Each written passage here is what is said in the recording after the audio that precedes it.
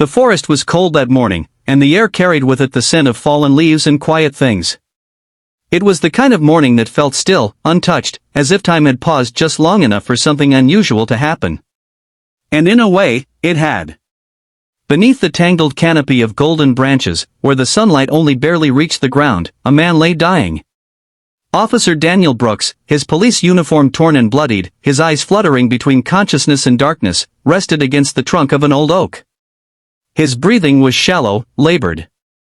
He had tried to call for help after being ambushed during a domestic violence response gone terribly wrong, but his radio had broken in the struggle, and his phone had been ripped from his belt as he was dragged into the woods. 2 assailants had left him to die, believing no one would find him in time.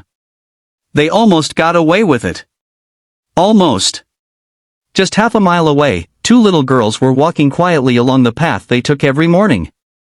Lila and Lucy Carter, 7-year-old twins, bundled in matching green coats and blue scarves, laughed softly as they wandered through the leaves.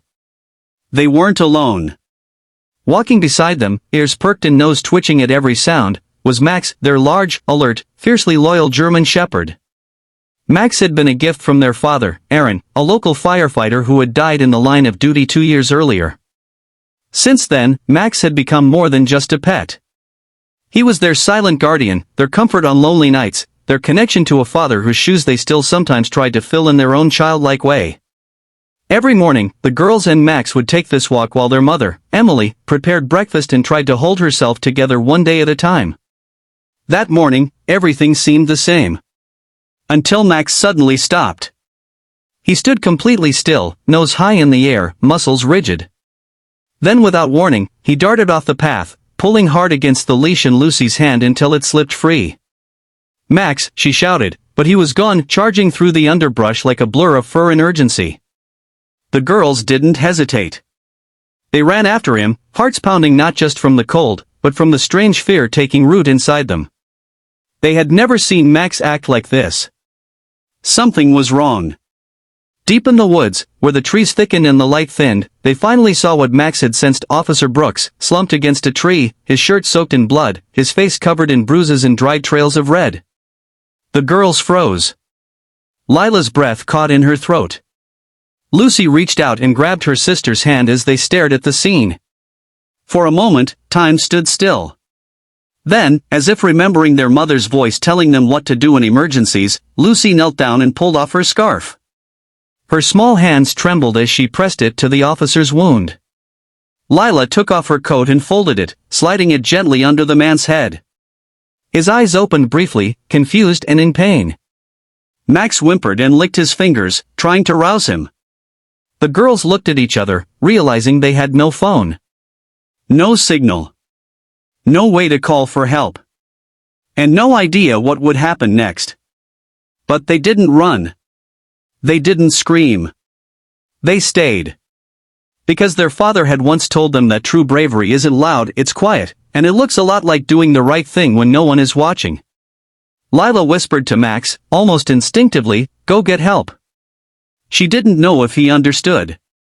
But Max looked at her with those deep brown eyes, eyes that seemed far older than his years, and then he turned and bolted once again, this time toward the ranger cabin that sat nearly a mile away, at the edge of the woods. Max ran like something sacred depended on it. His paws barely touched the ground, his breath steamed in the cold air, his ears flat against his head. He knew these woods. He knew where to go. At the cabin, Ranger Thomas was just stepping outside with a cup of coffee when Max charged onto the porch, barking wildly and clawing at the door. Confused but sensing something urgent, the ranger followed Max back into the forest without question. And when he arrived at the scene 10 minutes later, he stopped dead in his tracks. There, on the forest floor, 2 small girls, no older than his niece, were crouched over a nearly unconscious officer, doing everything they could to keep him alive. Thomas radioed for paramedics immediately. Within minutes, help was on the way, and Officer Brooks was airlifted to the nearest trauma center. The medics later said the girl's efforts, pressing on the wound, keeping him awake, protecting him from the cold, had bought him just enough time. Without them, he would have died. When Emily Carter received the call, she dropped the mug in her hand. She thought she had lost them, her girls, the only family she had left. But when she saw them safe, wrapped in blankets, Max wagging his tail beside them, she didn't cry from fear. She cried from something else, something beautiful and aching, pride. In the days that followed, the story exploded across town and beyond.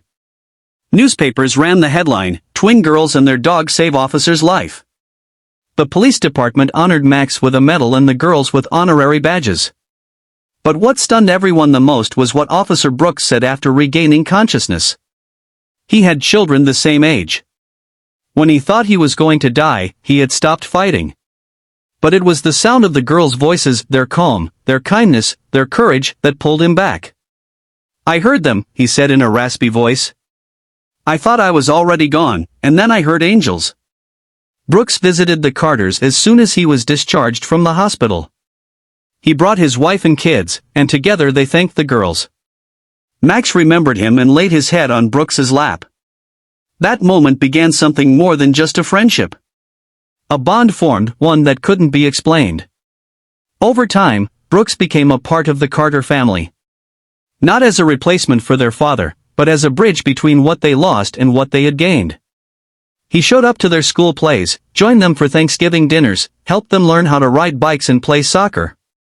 In return, the girls helped his own children feel less alone in a world where their father had almost been taken from them. Years passed.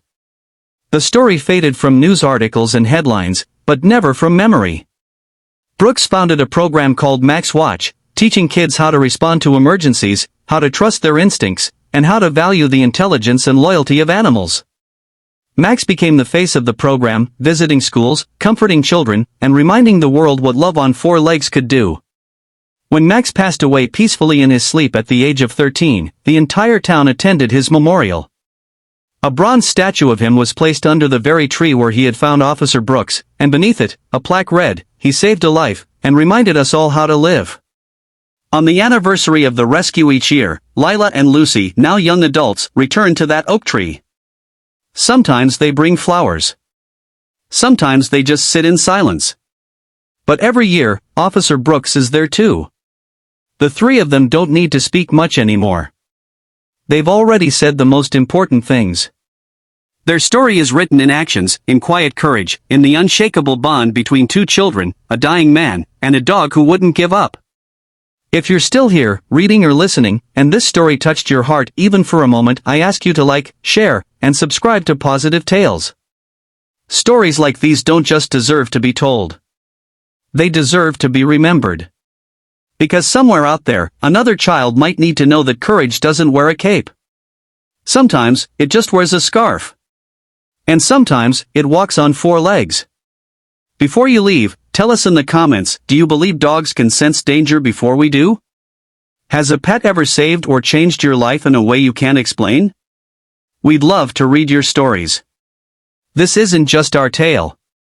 It's yours too. Thank you for being here. This has been Pawsitive Tales, where every heartbeat, every paw print, and every second chance becomes a story worth telling.